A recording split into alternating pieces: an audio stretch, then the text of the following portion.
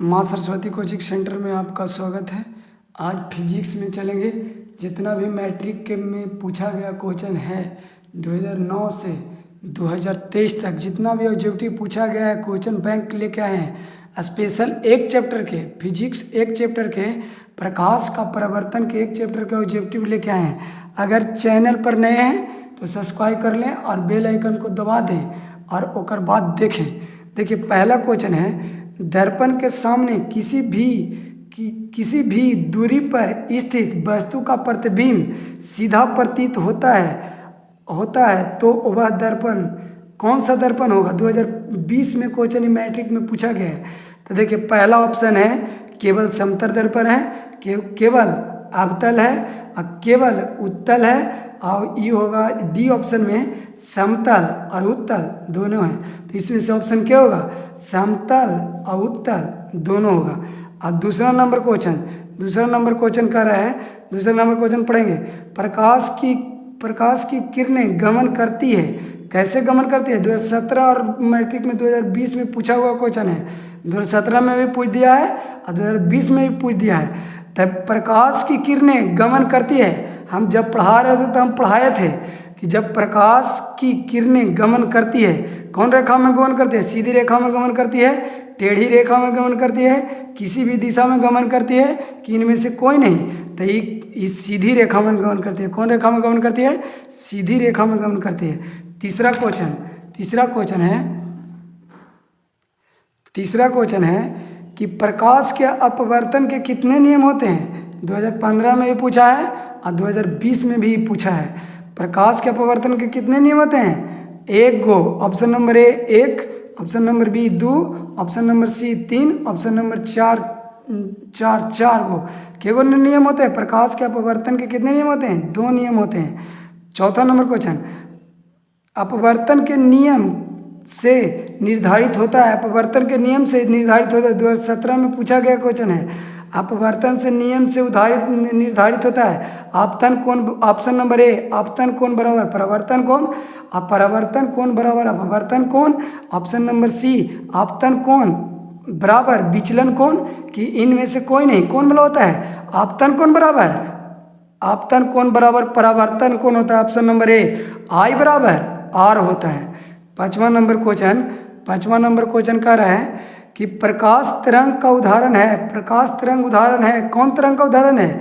पहला ए, option number ए ध्वनि तरंग का, ऑप्शन नंबर बी विद्युत चुंबकीय तरंग का, ऑप्शन नंबर सी प्रवैनिक तरंग का, कि इनमें से कोई नहीं। तो इसमें ऑप्शन नंबर बी होगा, ऑप्शन नंबर बी विद्युत चुंबकीय तरंग का उदाहरण है प्रकाश तरंग। अब छठा क्वेश्चन देखेंगे। छठा क्वेश्चन कह रहा है कि समतल दर्पण द्वारा बना प्रतिबिंब होता है, समतल दर्पण द्वारा बना प्रतिबिंब होता है। देखो, 2015 में पूछ लिया गया है और 2016 में पूछ लिया गया है। ऑप्शन नंबर ए वास्तविक, ऑप्शन नंबर बी काल्पनिक, ऑप्शन नंबर सी ए और बी दोनों, और इनमें से कोई नहीं। समतल दर्पण द्वारा बना प्रतिबिंब हमेशा कुछ होता है, काल्पनिक होता है, हमेशा काल्पनिक होता है। सातवां नंबर कर रहा है, समतल दर्पण की फोकस दूरी होती है। 2021 में पूछ लिया गया है, समतल दर्पण की फोकस दूरी होता है। 2021 में पूछ लिया गया है, जब समतल दर्पण में फोकस दूरी कुछ होता है, अनंत, शून्य, कि 100 सेंटीमीटर कि 50 सेंटीमीटर। अब समतल दर्पण में बना फोकस दूरी अनंत होता है। समतल दर्पण में कुछ होता है, फोकस दूरी अनंत होता है। आठवां नंबर क्वेश्चन कर रहा है, अवतल दर्पण के सामने वस्तु को कहाँ रखा जाए ताकि प्रतिबिंब उल्टा, वास्तविक और समान आकार का बने। फिर से क्वेश्चन पढ़ लीजिए। अवतल दर्पण के सामने वस्तु को कहाँ रखा जाए ताकि प्रतिबिंब उल्टा, वास्तविक और समान आकार का बने। 2021 में क्वेश्चन मैट्रिक में पूछ लिया गया है। ध्रुव पर रखा जाता है कि अनंत पर रखा जाता है, कि वक्ता केंद्र पर रखा जाता है, कि फोकस पर रखा जाता है। तब जब अवतल दर्पण में सामने रखा जाता है तब प्रतिबिंब को उल्टा, वास्तविक और समान बनता है। तभी कहाँ रखा जाता है, वक्ता केंद्र पर रखा। ऑप्शन नंबर सी होगा, ऑप्शन नंबर सी। 9वां नंबर क्वेश्चन कह रहा है, 9 नंबर क्वेश्चन कर रहा है उत्तल दर्पण में बना काल्पनिक प्रतिबिंब होता है। उत्तल दर्पण में बना काल्पनिक प्रतिबिंब होता है 2021 में पूछ लिया गया क्वेश्चन है। सीधा एवं आवर्धित, आवर्धित मतलब सीधा एवं बड़ा, आवर्धित मतलब कुछ होता है बड़ा, आवर्धित मतलब बड़ा। ऑप्शन नंबर ए है सीधा एवं आवर्धित मतलब बड़ा होता है, आवर्धित मतलब बड़ा। ऑप्शन नंबर बी है उल्टा एवं आवर्धित मतलब बड़े होता है। ऑप्शन नंबर सी है सीधा एवं हासित मतलब छोटा होता है, हासित मतलब छोटा। तो इसमें हमेशा बनता है सीधा और आवर्धित मतलब बड़ा बनता है। उत्तल दर्पण में बना प्रतिबिंब काल्पनिक प्रतिबिंब होता है और सीधा एवं बड़ा प्रतिबिंब होता है। 10वां नंबर क्वेश्चन कर है कि दर्पण का सूत्र है, दर्पण का सूत्र 20 में भी क्वेश्चन पूछ लिया गया है और 21 में भी पूछ लिया गया है। 2020 में भी पूछा है, 2021 में। जब दर्पण बराबर सूत्र पूछा है, बहुत आसान क्वेश्चन है, हम पढ़ाए थे। दर्पण बराबर की होता है कि ऑप्शन नंबर ए होता है कि ऑप्शन नंबर बी होता है कि ऑप्शन नंबर सी होता है कि ऑप्शन नंबर डी होता है। ऑप्शन नंबर 1 में दिले है 1/b प्लस 1/u बराबर 1/f। ऑप्शन नंबर बी में दिले 1/b माइनस 1/u बराबर 1/f और सी में दिले 1/f 1/f प्लस 1/u बराबर 1/b और डी में ऑप्शन में दिले 1/f प्लस 1/b प्लस बराबर 1/u। तो हम पढ़े हैं कि दर्पण का सूत्र फॉर्मूला होता है 1/b प्लस 1/u बराबर 1/f होता है ऑप्शन नंबर ए। अब देखिए कितना फेमस क्वेश्चन है। दाढ़ी बनाने के लिए कौन सा दर्पण का उपयोग किया जाता है? उपयुक्त मतलब उपयोग। देखिए कितना बार पूछा है, 2011 में भी पूछ लिया है, अब 15 में भी पूछ लिया है और इस 16 में भी पूछ लिया है, 21 में भी पूछ लिया है। बताइए कि समतल दर्पण का उपयोग होता है कि उत्तल दर्पण का होता है कि अवतल दर्पण का होता है कि इनमें से कोई नहीं। अरे दाढ़ी, नाक, मुंह, जितना भी डॉक्टर कान आँख देखने में प्रयोग किया जाता है वो अवतल दर्पण का प्रयोग किया जाता है। कौन दर्पण का प्रयोग किया जाता है? अवतल दर्पण का। जैसे में दाढ़ी हो गया, बाल, नाक, कान, दांत, ये सब जो चिकित्सा के लिए प्रयोग किया जाता है वो अवतल दर्पण होता है। आगे 12 नंबर क्वेश्चन कर रहा है किसी कार के अग्रदीप में प्रयुक्त दर्पण निम्नलिखित में से कौन सा होता है? जो किसी कार के अग्रदीप में प्रयुक्त किया जाता है, जो किसी कार में के अग्रदीप में प्रयुक्त किया जाता है उसे कौन सा दर्पण होता है? आगे मतलब आगे वाला देखने में लिए मतलब सर्च लाइट में जो लाइट रहता है उसको में कौन दर्पण किया जाता है? अवतल दर्पण का प्रयोग किया जाता है। कौन दर्पण का प्रयोग किया जाता है? अवतल दर्पण में साइड मिरर के गाड़ी के जब साइड मिरर को देखना होता है तब उत्तल दर्पण का प्रयोग किया जाता है और जब सामने शीशा लगा रहता है उस समतल दर्पण का प्रयोग होता है। लेकिन अगर लाइट में आगे की ओर अग्रदीप मतलब होता है कुछ अग्र मतलब आगे वाला भाग और दीप मतलब कुछ होता है, दीप मतलब लाइट होता है। दीप पदार्थ हो ऐसा पदार्थ जिसका प्रकाश स्वयं होता है उसे कैसे क्या कहते हैं? दीप्त पदार्थ कहते हैं। तो किसी भी कार के अग्रदीप में प्रयुक्त दर्पण निम्नलिखित में से कौन सा होता है? तो 2020 में पूछ लिया गया है। अवतल दर्पण होता है, इन्हें कि उत्तल दर्पण मान दीजिएगा। उत्तल दर्पण तब होता है जब पीछे की ओर साइड मिरर के प्रयोग किया जाता है तब उत्तल दर्पण का प्रयोग होता है। 13 नंबर क्वेश्चन कर रहा है किस दर्पण का उपयोग पश्चात दर्पण के रूप में किया जाता है? किस दर्पण का रूप अब आया, किस दर्पण का रूप पक्ष भाग को देखने में किया जाता है? 2019 में पूछ लिया गया क्वेश्चन है।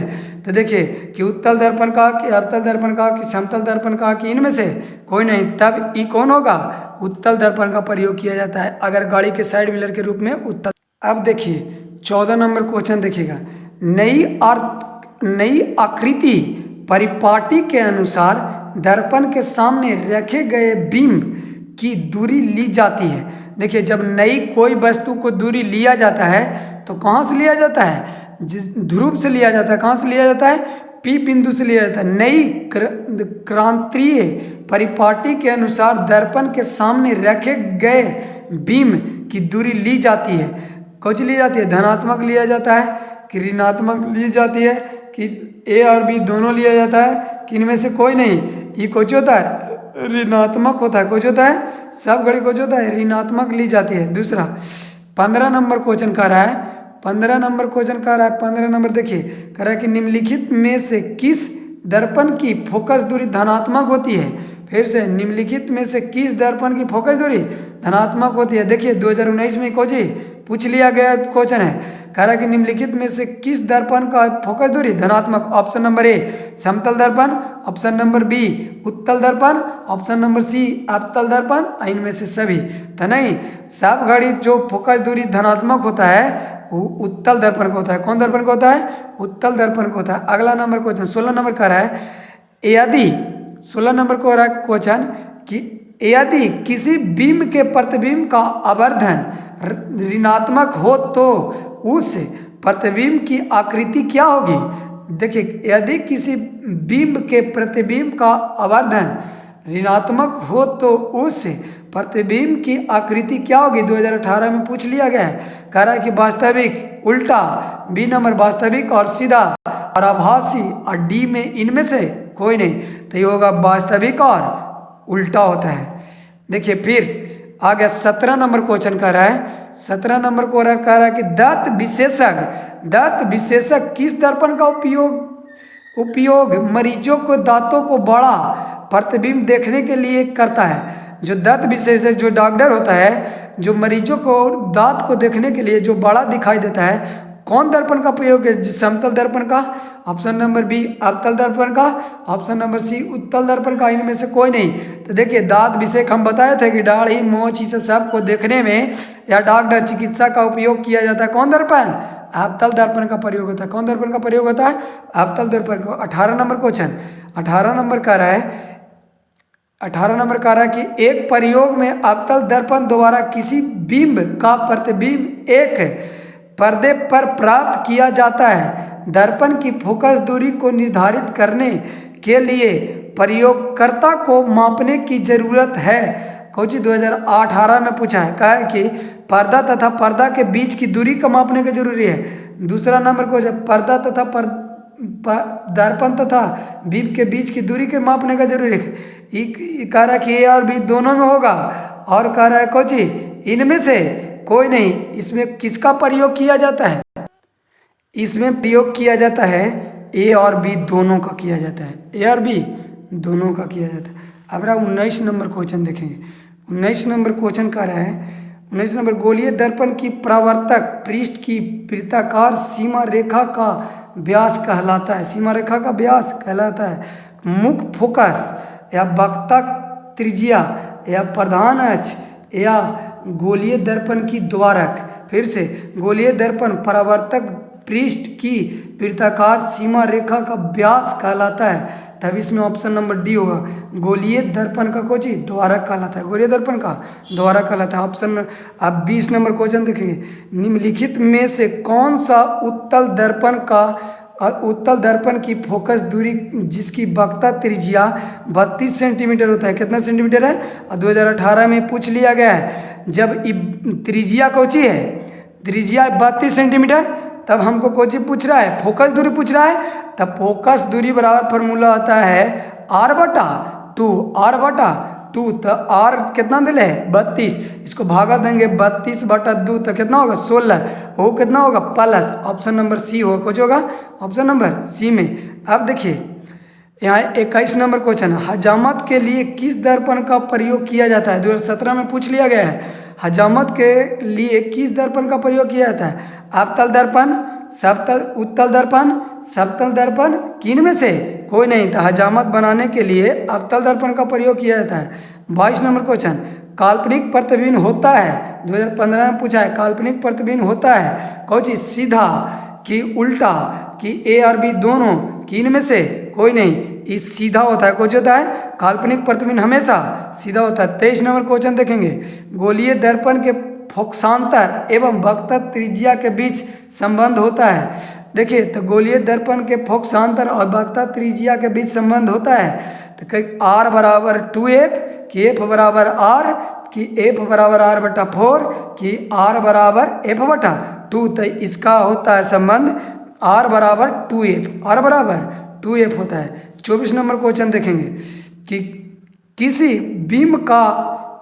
बीम का अवतल दर्पण द्वारा बना प्रतिबिंब आभासी, सीधा तथा बड़ा पाया जाता है।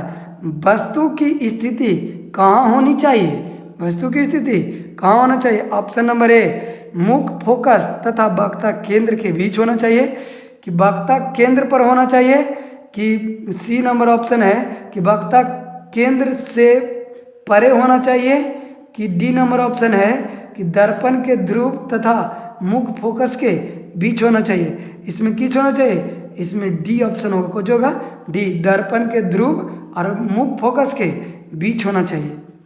अब देखिए 25 नंबर क्वेश्चन कह रहा है कि किस दर्पण में दूरी की वस्तु का प्रतिबिंब सदैव सीधा होता है। किस दर्पण में दूर की वस्तु प्रतिबिंब सदैव सीधा होता है, कुछ होता है सीधा।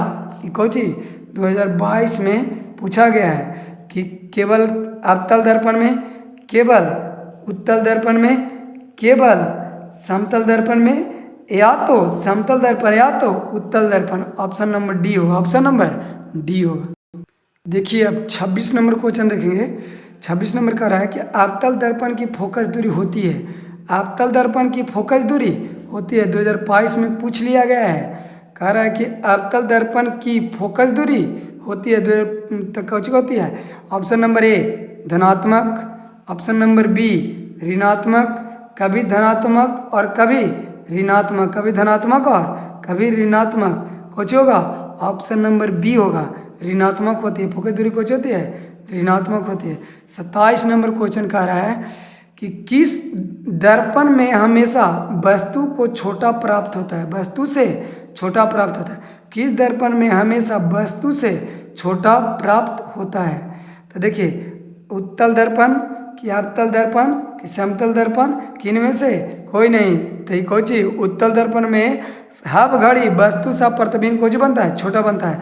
28 नंबर क्वेश्चन, वायु में प्रकाश की चाल निर्वात की अपेक्षा होती है। वायु में प्रकाश की चाल निर्वात की अपेक्षा कुछ होती है, कम होती है कि ज़्यादा होती है कि समान होती है, कि इनमें से कोई नहीं, कम होती है, कुछ होती है कम होती है। 29 नंबर क्वेश्चन, प्रकाश की चाल विभिन्न माध्यम में होती है, 2021 में पूछ लिया गया है। 2021 में प्रकाश की चाल विभिन्न माध्यम में कुछ होते हैं, समान होती है कि भिन्न भिन्न होती है, कि दोनों ए और बी दोनों होते हैं, कि नन ऑफ दीज होती है। प्रकाश की चाल भिन्न भिन्न माध्यम में ऑप्शन नंबर बी भिन्न भिन्न होती है। अब 30 नंबर क्वेश्चन लास्ट क्वेश्चन है, समतल दर्पण में प्रतिबिंब की आवृत्ति होती है। समतल दर्पण में प्रतिबिंब की आवृत्ति होती है, पहला वास्तविक, दूसरा वास्तविक और सीधा, तीसरा वास्तविक और उल्टा, और अति कोची आभासी और बराबर। ये होगा कोची आभासी और बराबर। अगर नए हैं तो चैनल का सब्सक्राइब करें, और अगला वीडियो अगला चैप्टर का आएगा और ऑब्जेक्टिव का आएगा, और बेल आइकन को दबाएं और अच्छा से शेयर करें और लाइक करें।